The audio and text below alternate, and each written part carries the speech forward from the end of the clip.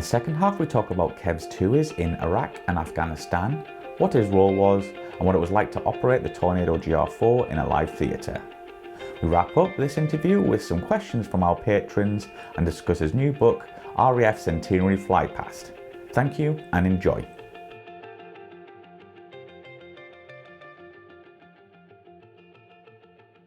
We're going to talk about you flying on live operations on the GR4. So, I mean, tell us what tours you flew on, and we'll get into a bit more detail then.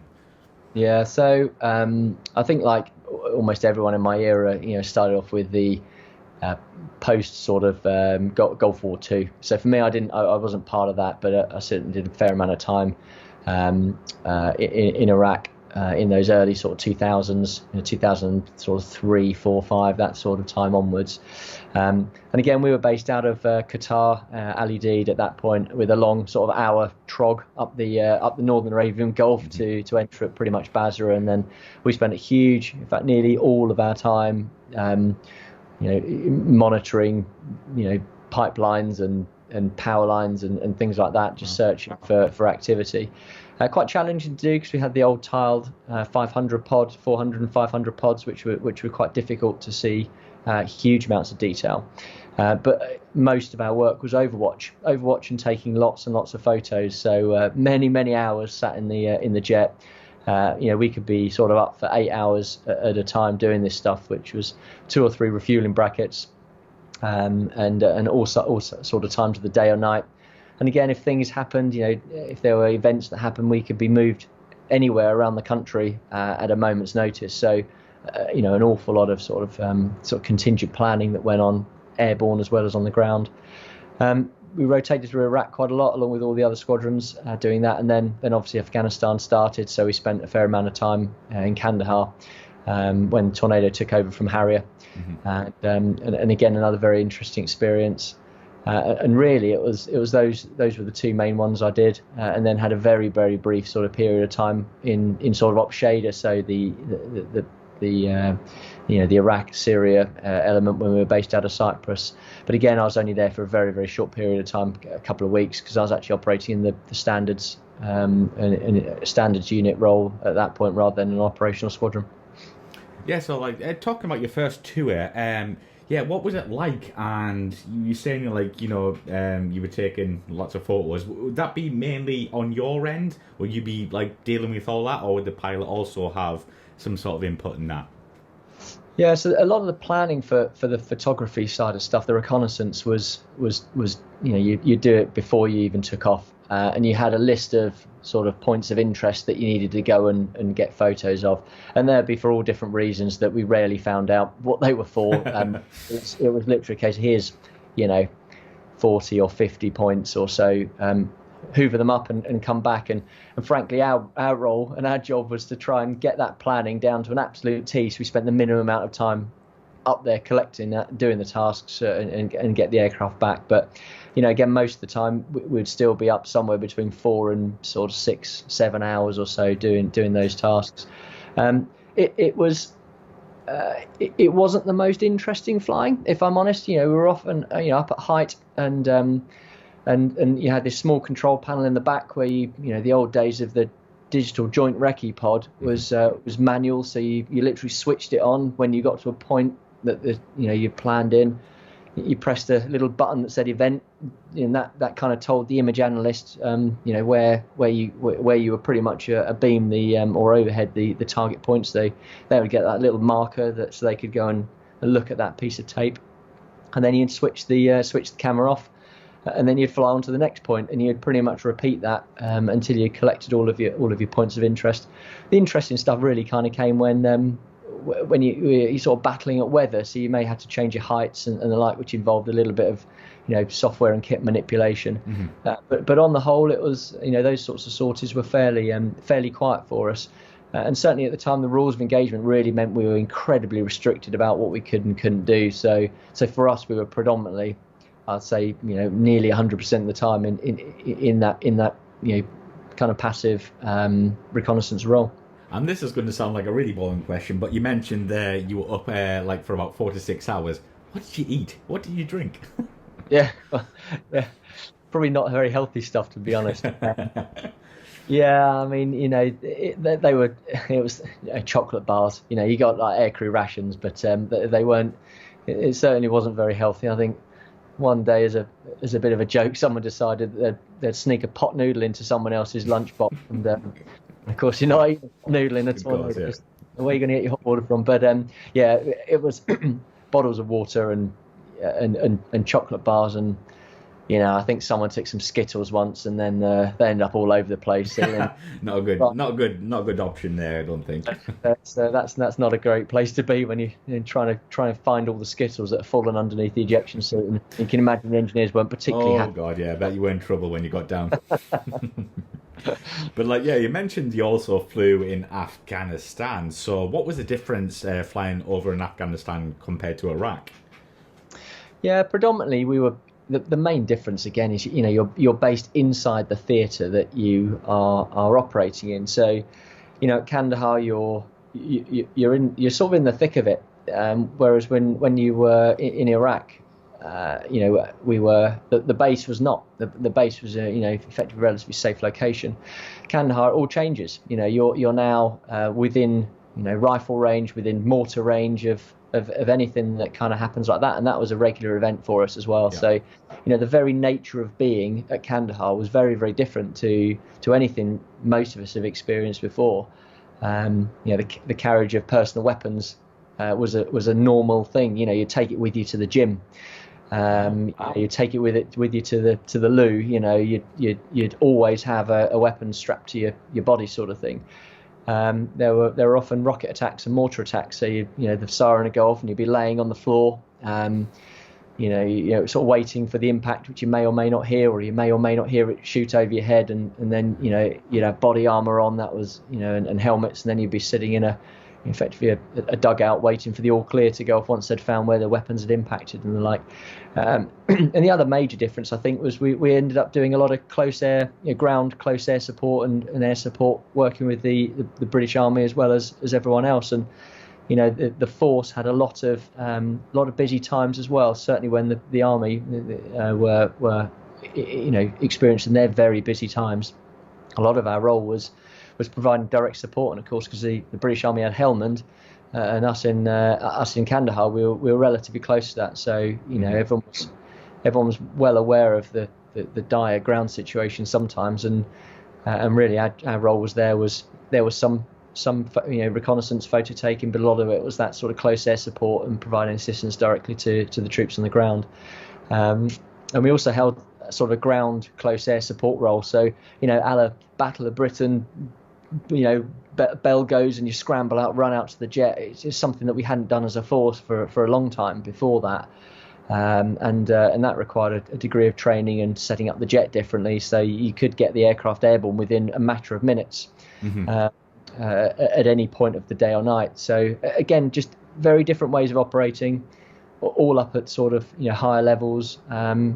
And the weapon types we were using in Afghanistan were the dual motor seeker Brimstone. So again, we'd used that a little bit at the back end of Iraq, but again a new sort of weapon, I suppose, and paveway force, and moving away from the old sort of enhanced paveway series that we'd had before. So again, a complete change in capability for the aircraft when we came to operating in Afghanistan.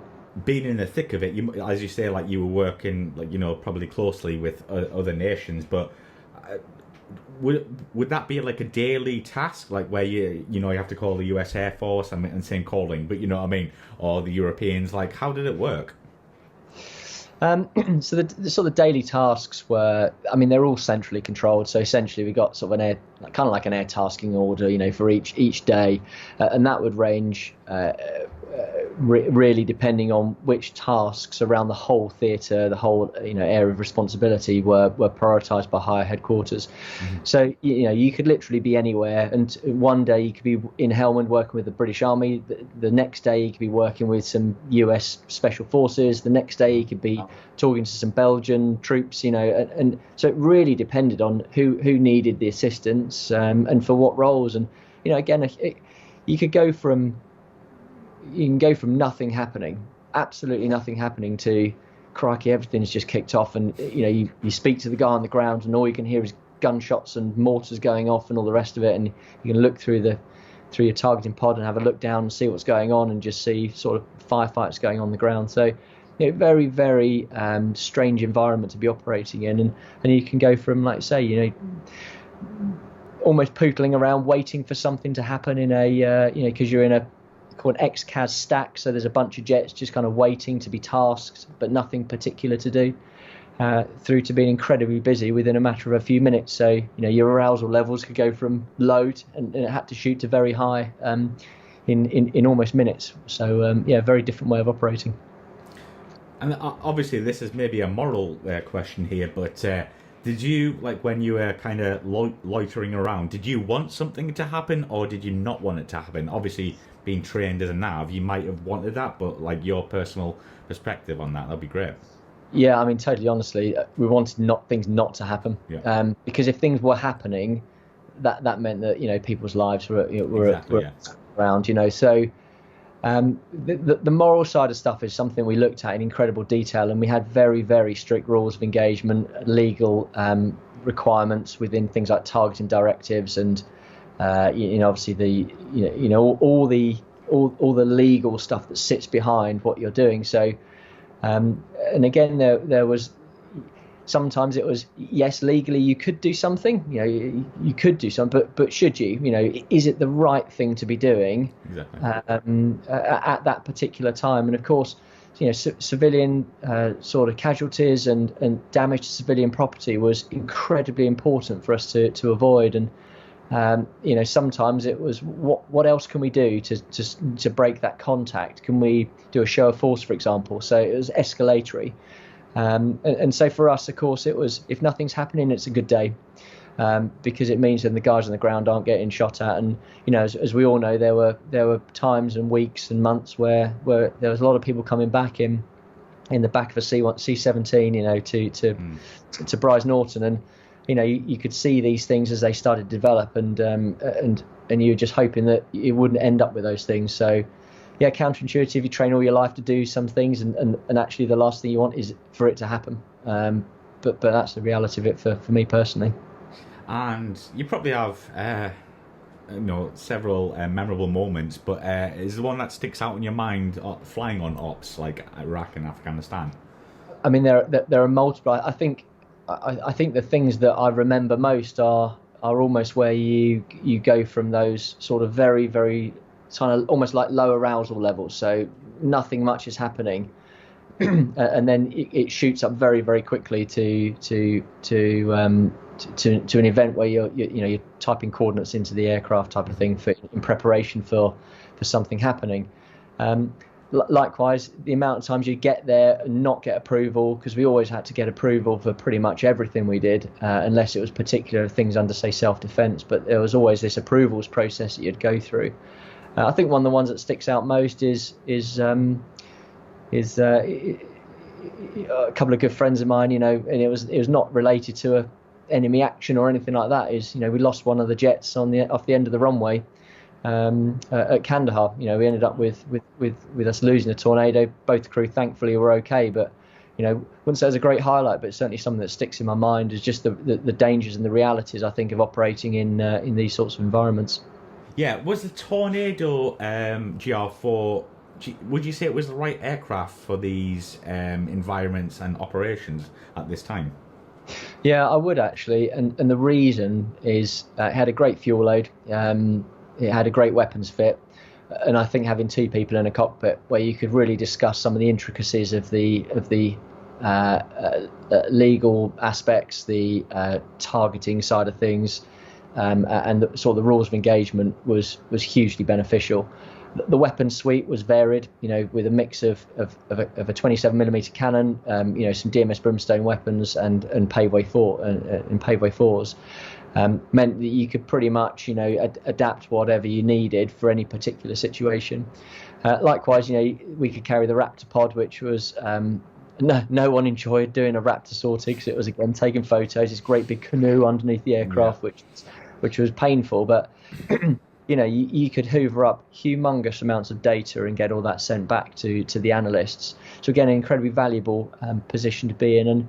we could stay on task for longer than most, other than say a B1 or something like that, but longer than most other fast jet platforms, which meant you got the continuity of service to the chap on the ground, which again is incredibly beneficial for keeping eyes on a particular area or tracking a particular vehicle or target or whatever it may be at the time. So I think it was a great aircraft.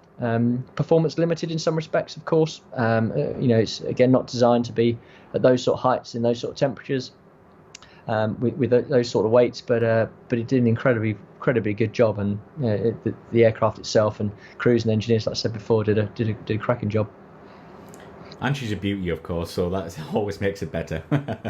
Well, there's nothing. I remember at Lossiemouth, walking on the squadrons there, when the HAZ doors open, in that early morning, and it just looks, like it's ready to go, and it's an incredible view, from the front, and it looks even better when you've got weapons and the like underneath. It looks like a proper war goer. It's sort of ready to go. It's nothing beats that. Business, doesn't it? It sure does. It means business. Yeah. So, Kev, how many hours did you get on the Tornado GR4? Yeah, so I got just over 2,200 hours in the end. Wow. So it's a good accumulation, and a really good split as well between sort of the low level stuff we did at the beginning of the career through to the more medium level work and higher level work that we did at the end in terms of our altitudes that we were flying. So a real nice split, and probably about 10-15% of that was night flying hours as well, which was another level of intensity when it's low level on night vision goggles in the Scottish Highlands. So a great career. I mean, there are a few guys that managed to get 4 or 5. I think there's even a couple of people who got 6,000 hours on the type, which is absolutely incredible.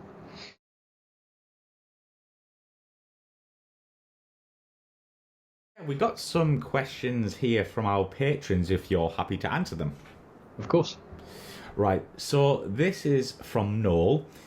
As always, even though the GR4 was for air to ground, any DACT missions or exciting missions against simulated air defence or intercepting aircraft for the GR4? Yeah, so we did a little bit of sort of dissimilar air combat. I mean, predominantly, if we did any air combat, which was rare to be honest, we did a little bit against the Hawks and the F3s in training.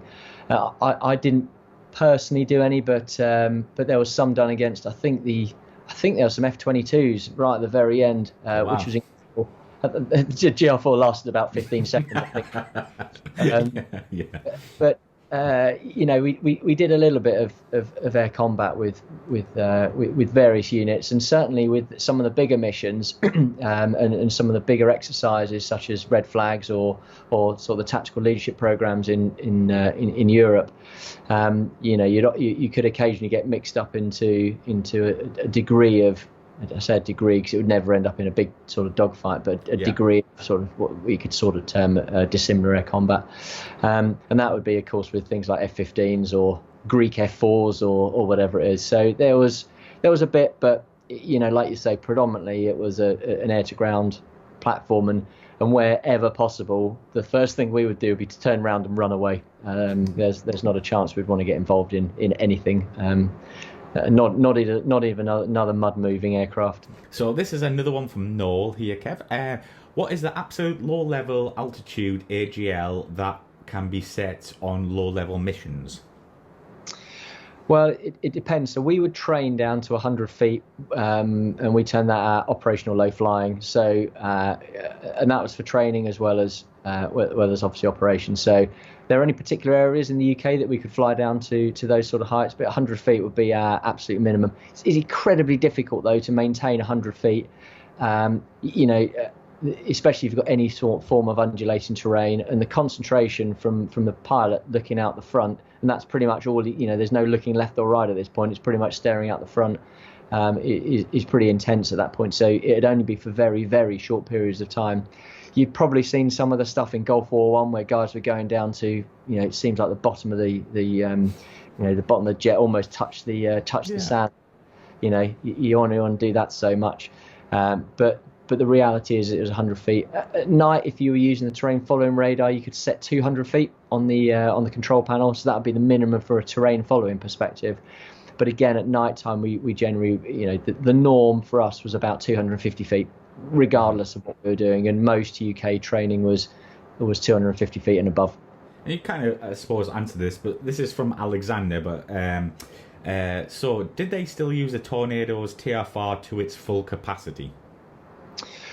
Well, I suppose if you look at full capacity, like I said, you could set hard ride, you could set 3 sort of levels of ride, and that basically meant how much positive and negative G the aircraft would perform to. We normally set medium, but you could put hard. The reality again is sort of I think it was sort of half a G and stuff, so it wasn't a huge amount and almost not really noticeable. You could set it down to 200 feet on the ride height, but again for training it was always 250 and above.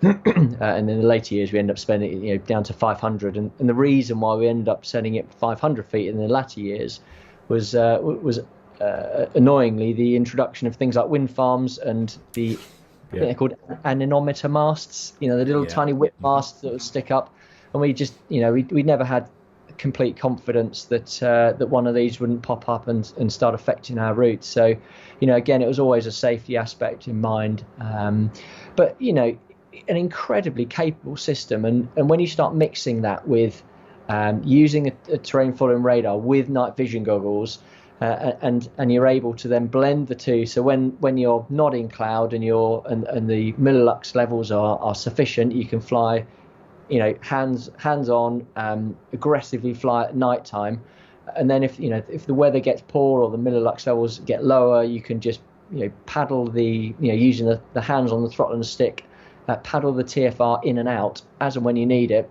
Then suddenly your hands off and the jet's doing it all itself meant that it was unrivaled really in its capability. So in that respect, it was used to the full. Absolutely.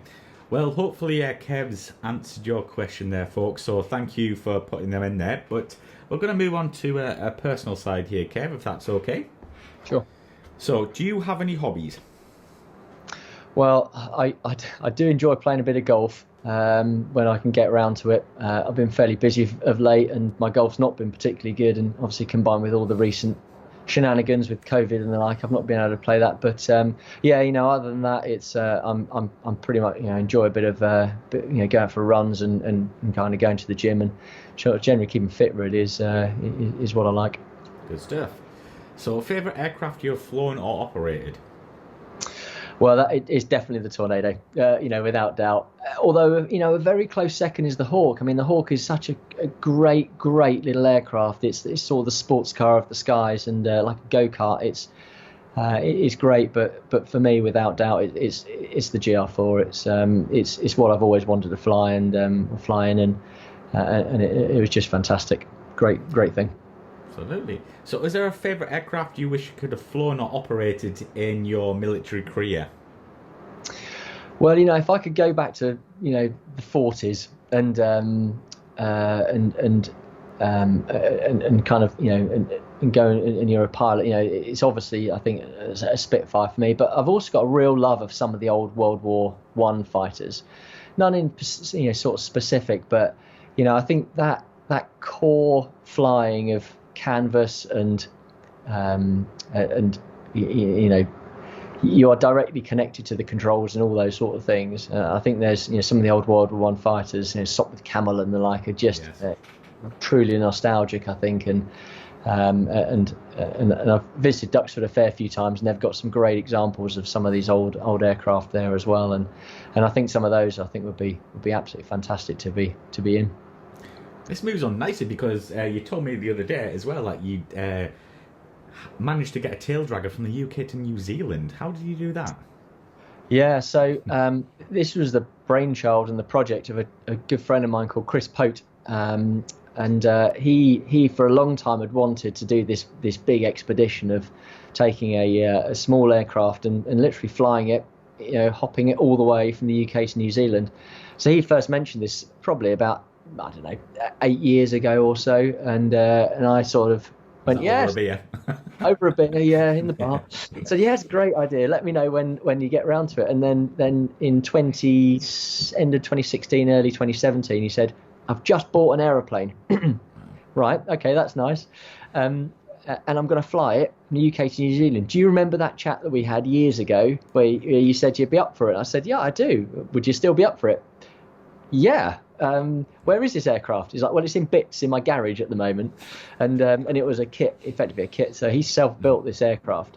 And then a little Eurofox, so 600 kilos, high wing tail dragger aircraft. And the plan then was he was going to fly the full thing down, and then the second seat was going to be occupied by sort of stage pilots. And my stage was from Cyprus all the way through to India, with various hops along the way. And that took us about, I think, eight days or so to do that. And it was an incredible journey, and the expanse of, I think, flew over Saudi Arabia in one hop, and the expanse of that desert was unbelievable. And we're 9,000 feet flying at 90 odd knots, and we're trying to make Bahrain by nightfall, having taken off from Hurghada. The planning involved in it was pretty immense, and Chris had spent months and months sort of preparing for all the different eventualities, to the point where there was so much safety gear in the aircraft, there was almost no space for any personal gear. I mean, I arrived with a small bag, like a helmet-sized bag. At which point he looked at me and said, not a chance, there's no space for that. And we were incredibly weight limited. So for that whole sort of week or so of flying, I think we had about 4 bits of clothing and a toothbrush, because there was simply no space for anything else.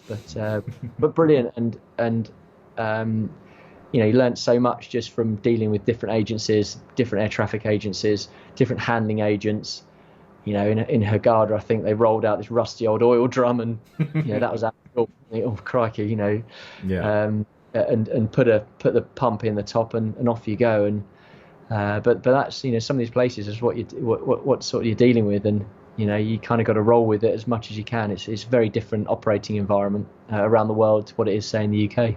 And we have to talk about your brand new book that's coming out next month. This is March 2021. It's called The RAF Centenary Flight Pass. Tell us how this came about, and also where we can find it. Yeah, so it really came about because I ended up doing some speaking sort of gigs, presentations to say air cadet groups or Royal Aeronautical Society and the like, and so in the process I just collated as much of the information as I can, put it onto a PowerPoint presentation, and then presented the brief. And every time I did it, I thought, crikey, there are so many amazing photos that the RF photographers have taken, and there's interesting maps, some of the planning and planning data that we had with it.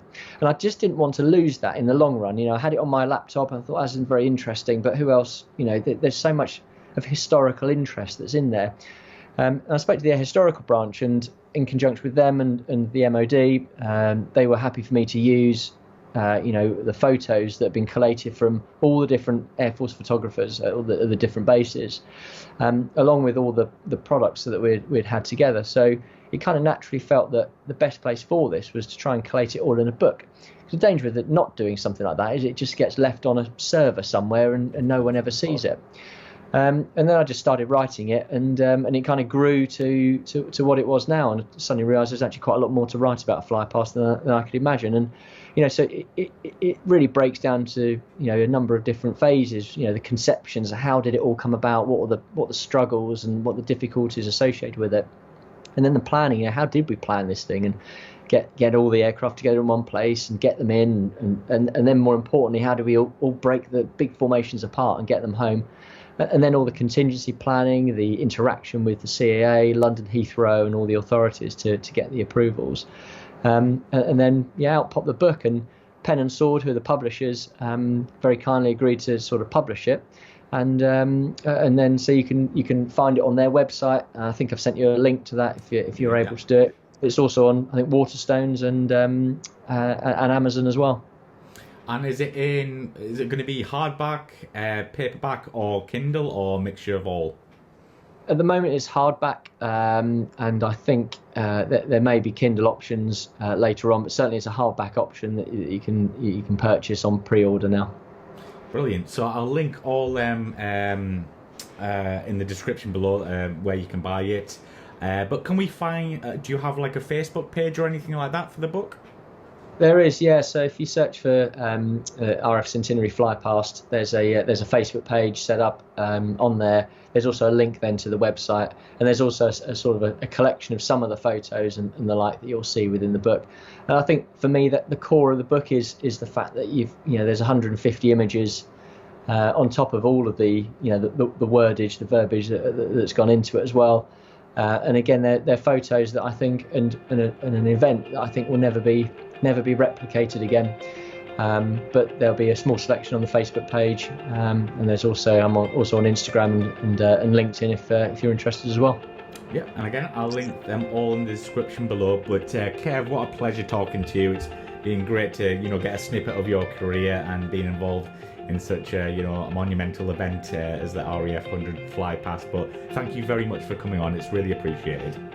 And Mike, thanks so much for having me. It's been a pleasure. Thank you.